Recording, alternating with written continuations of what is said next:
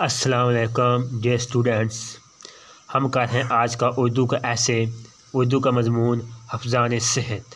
ٹھیک ہے، ویسے تو اللہ تعالیٰ کی ہم پر بے شمار نعمتیں ہیں، لیکن جو سب سے بڑی نعمت ہے وہ صحت اور تندرستی ہے۔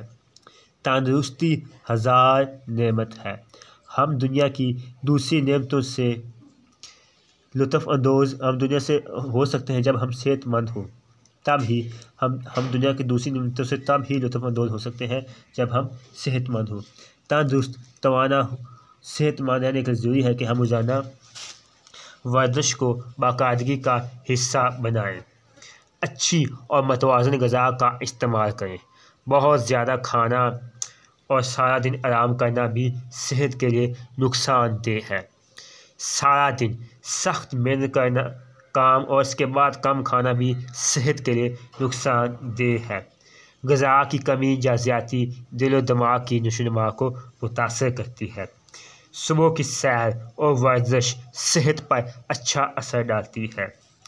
8 گھنٹے پرسکون نیند بھی ذہن اور جسم کی صحت پر اچھا اثر ڈالتی ہے۔